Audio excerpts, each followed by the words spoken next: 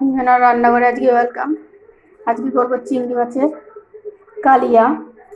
সর্ষে পোস্ত সব দিয়ে চিংড়ি মাছগুলো নিয়ে নিয়েছি, জলে ধুয়ে নিয়েছি।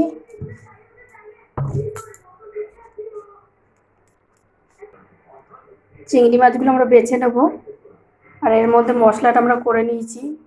এটার মধ্যে দিয়েছি সাদা সর্ষে, কালো সর্ষে, পোস্ত আর চাল মুগরা আর তিল সব দিয়ে পেস্ট করে নিয়েছি। হলুদ দিয়েছি, নুন দিয়েছি, লঙ্কাও দেওয়া আছে এটার মধ্যে, দিয়ে পেস্ট করে নিয়েছি মশলাটা। চলো আমরা চিংড়ি মাছটা বেছে নিয়ে আসি। চিংড়ি মাছগুলো আমরা বেছে নিয়ে চলে এসেছি, বেছে ভালো করে ধুয়ে নিয়েছি। কড়াটা গরম হয়ে গেছে, তেলটা দিয়ে দেবো।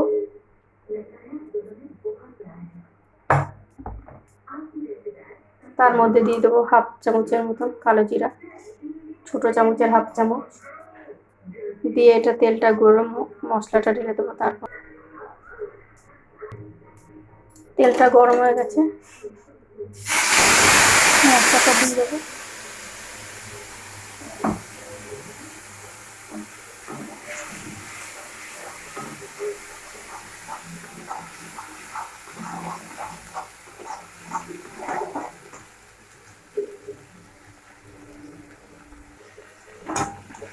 মশলাটা ভালো করে নেড়ে চেড়ে নেবো।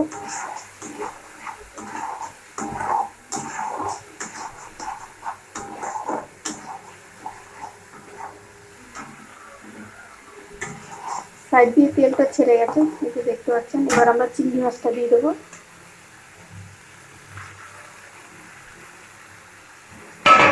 তার মধ্যে দিয়ে দেবো দুটো কাঁচা লঙ্কা,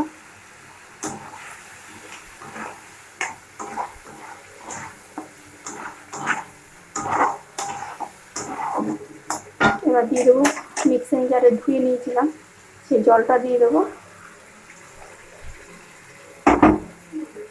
সর্ষে বলে বেশি ভাজবো না, তিতো হয়ে যাবে।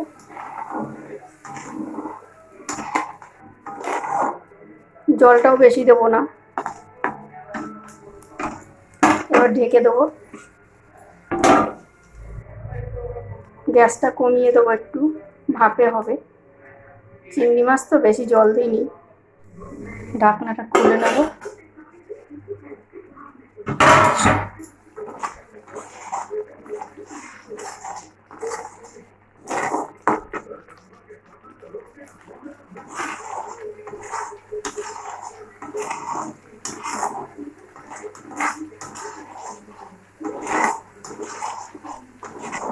হয়ে এসছে আমাদের কালিয়া, যে পুজো ঝোলটা টানবে।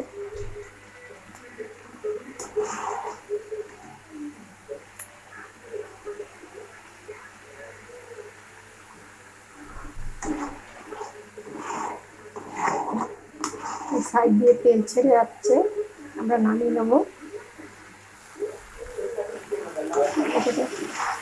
হয়ে গেছে, নামিয়ে নেবো। এরকমভাবে একবার করে খেয়ে দেখুন, ভালোই লাগবে।